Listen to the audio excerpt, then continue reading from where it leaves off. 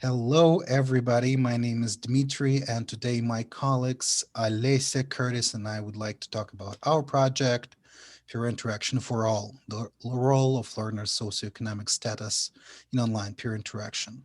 So, peer interaction in SLA. Peer interaction is probably the most common type of interaction in communicative and TBLT classrooms. This type of interaction has its pros and has its cons. As for its pros, first of all, peer interaction is a platform for experimenting with the language. And research has shown that peer interaction facilitates L2 development and promotes production of language related episodes, or LREs, a form of meta language in which learners discuss the language that they produce. Um, Peer interaction is often perceived as less stressful than teacher student interaction. As for its cons, well, teachers may be concerned about peer interactive tasks. Sometimes they are afraid that students would use a lot of L1, go of tasks, and maybe you have a classroom of 50 people. It may be difficult to implement communicative peer interactive task with 50 students. So a little bit about the project history and our goals. So this project started as a replication of Lone and Wolf and Lone and Isbell with learners outside academia. But what is outside academia? So when we started working on this project, we came across this term weird. Weird stands for Western, Educated, Industrial, Rich, and Democratic. So, and as many of us know, most of SLA research has been conducted with weird samples. And with this project, we want to specifically tackle W, which is Western, non-Western, E and R, educated and rich, in weird, and investigate whether these factors affect interaction. So this is our big goal for the project. And we wanted to start with online task-based pair interaction and how these factors affect the production of language-related episodes. And when we talk about educated and rich, we need to talk about socioeconomic status. Yes, thank you, Dima, for that introduction segue. So, socioeconomic status, essentially for this study, we just view it as a snapshot of an individual's place within society that is objectively measured by considering their income, wealth, which are not the same, educational level, and relative status of their occupation. Uh, this aspect has typically gone underexplored within SLA, with several scholars such as Butler, Block, Sayer Huang, and Glogio recently calling out that we need to consider more of how socioeconomic status affects the lives and learning abilities of our students. In this regards, some have even argued that socioeconomic status may affect one's meta language acquisition, development, and use. However, because this is such an underexplored area, uh, we still need to do more investigation, whether to better understand if and to what extent the effects are both qualitatively and quantitatively. In this regards, then, uh, our research project tries to tackle the W, E, and R in the weird community in this weird context uh, in two very specific research questions. The first is simply to what extent will learners' productions of language related episodes and online peer interaction outside of Western academia be qualitatively and quantitatively similar or different to that of learners within Western academia? And this would initially be compared to findings found within Lowen and Wolf and Lowen and Isbell, which was the initial initial starting point for us when developing this project. So we tried to stay true to their research design in order to compare their findings with our own.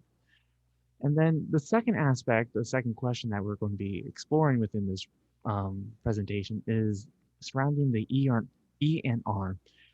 Research question two goes into to what extent will learners' socioeconomic status affect the production of language-related episodes in online peer interaction at different proficiency levels. Um, in this case, we're trying to explore the correlation between socioeconomic status and the language-related episode production. In this case, it's important to consider how we analyze or how we code socioeconomic status within the study. In this case, we had individuals complete a survey that asked them their mother's and father's level of education, mother and father's occupation, in this case, in relation to the level of prestige that occupation has within Russia, and then the approximate amount of income based on that occupation, and then lastly, the amount of resources students were able to allocate into learning English. Uh, from after participants filled out this survey, we then assigned a number value for each answer and placed participants into one of the following class schemes, which we adapted from Savage et al. 2013. Here we have upper class, corporate class, upper middle class, established middle class, technical middle class, new affluent workers, traditional working class, emergent service sector, and precariat. Here, here we there's 11 different areas in which we class schemes that we have here with the higher the total value, the higher up the scheme they are. We found 32 English learners from Russia used Avita. It's Craigslist, like in the USA, and the VK, it's the same like Facebook. Online foreign languages, language education has become more popular in Russia because there are many different platforms where people can study English now online. And we check socioeconomic factors. Participants were not familiar with each other, and they all of them are Russians, and we didn't prohibit Russian language, but limited it. And after that, we conducted separate oral proficiency testing. The first task they had, and there were three pictures and three just three raters. They had 5 seconds to prepare the response and 30 seconds to respond. After that, all participants at similar oral proficiency levels were placed into diets. Three communicative tasks adapted from Lovin and colleagues, and they view scholarship task, my favorite things, and spot the difference task. Thank you, Olesia and Curtis. So let's talk about the preliminary results. So first of all, we identified 122 language-related episodes. So far, we have checked 15 diets, and we have one more diet to analyze. 52 LREs were found in the spot the difference task, 15 in the scholarship task, and 54 in my favorite things. Among the LREs, 108 LREs focused on vocabulary deliberations. We found 9 pronunciation LREs and only 5 grammar LREs. And in this table here, you can see the descriptive statistics and the 95% confidence intervals. So as you can see, the mean number of LREs produced by the diets was 8.13. Most of the LREs were produced in the spot the difference task based on the mean numbers, as you can see in my favorite things. The less LREs were produced in the scholarship task. And here are some examples of the LREs. And I think I need to do a new share. Yeah, share sound. Okay, so this one, we have an example from the scholarship task, vocabulary LRE. We have an example from my favorite things. It's also vocabulary LRE. Let's play. No, because I don't know why I don't I don't like Burger King, and now I we have quarantine and дистанционное, как будет, я не помню. Distant study, so I sit at home. Okay, so what happened is that one of the participants didn't know the word for distant learning. She said дистанционное, я не помню. Distant, I don't remember. And her interlocutor helped her out. So this is an example of a vocabulary LRE, of a vocabulary deliberation. Okay, here are some examples from the Spot the Difference task, vocabulary LRE, and this is from the Spot the Difference task. So let's play the recording. Power of child, two childs, I think. Child? Two children, not? Two children? Child. That's really interesting. I don't know what is correct. Okay, I don't know what it's okay, it's two young person. Okay. Child and child. Was Yes. this you? And the bold segments, by the way, are the Russian segments. So they used some Russian in their interactions. So as you could probably argue that it is a vocabulary LRE, but technically it's grammar. So children, childs, right? So which one is correct? So they didn't really know, and they kept asking each other. And I don't think that they came up with a solution. So they just said child and child. Okay, so this is an example of a grammar LRE from the Spot the Difference task.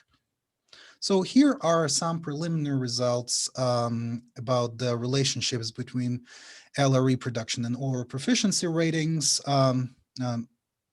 based on the 15 diets. And we have one diet left. So Pearson R, so we found a small correlation between, a negative correlation between the amount of LREs produced by the diets and their proficiency ratings. So the higher their proficiency ratings are, the less LREs they produce. Okay, so this is one of the findings.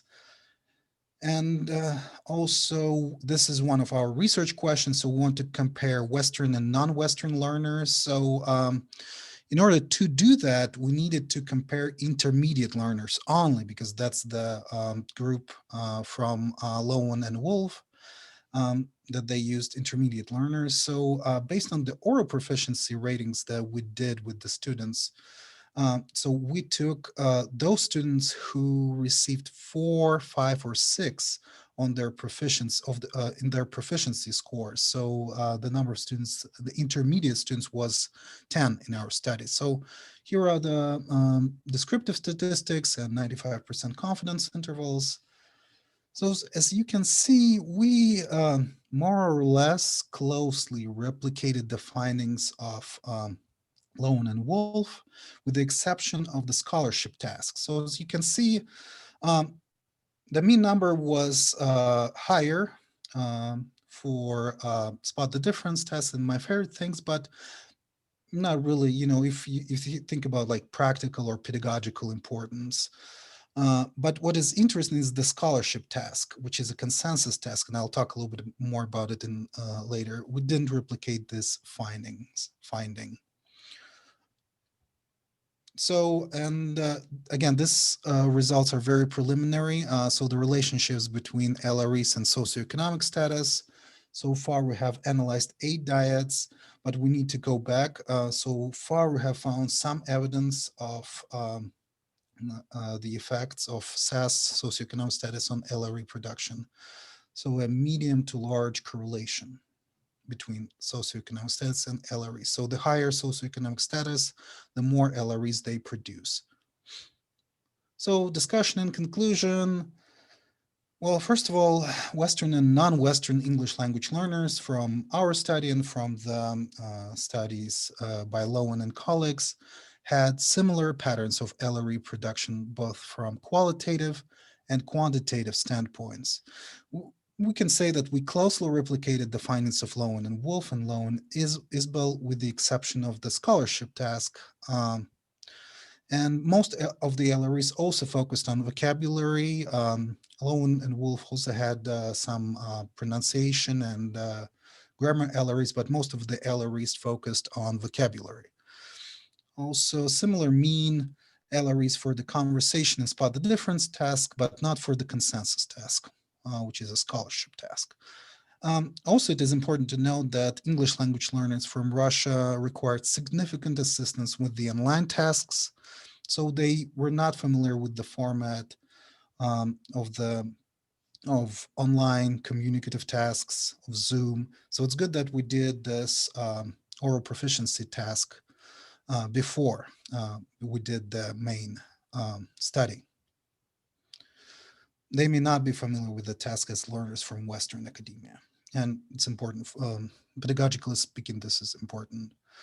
And it's also important to note that the participant produced significantly more LREs in the conversation and spot the difference task than in the consensus task, based on the 95% confidence intervals. And we think that the topic of the scholarship task, where they need to they have 3 candidates for a scholarship to study in the United States, and they need to interact and choose the best candidate. So we think that the topic may be an issue. You can say it's not as authentic. You could change the topic probably. I don't know. And we also found evidence that oral proficiency affects production of LREs. Learners at higher proficiency levels produced less LREs. And finally, our preliminary analysis indicate that socioeconomic status may affect production of LREs, which if this finding holds true, this would be consistent with the idea that socioeconomic status may affect meta-language acquisition and thus second language acquisition. So our next steps, so LREs for the last diets, so we'll have 16 diets total. We need a second rater for the LREs, and then we'll calculate inter-rater reliability. We need to finish analyzing socioeconomic status. Like Curtis said, this is a understudied area in our field. So we need to do more. We need more insights from Russia. And we may also need to consider correlations between socioeconomic status and language learning routines. So if socioeconomic status affects meta-language acquisition, LRE production, why? Why is it happening? It could be because of the resources of education, and we need to finish with the main analysis, obviously, calculate inter-rater reliability for the oral proficiency task, multiple regression analysis. We also want to see how individual proficiency and socioeconomic status interact and affect LRE production. And if you want to learn how our study developed, please come and see our presentation at the 2021 AAAL. Thank you very much.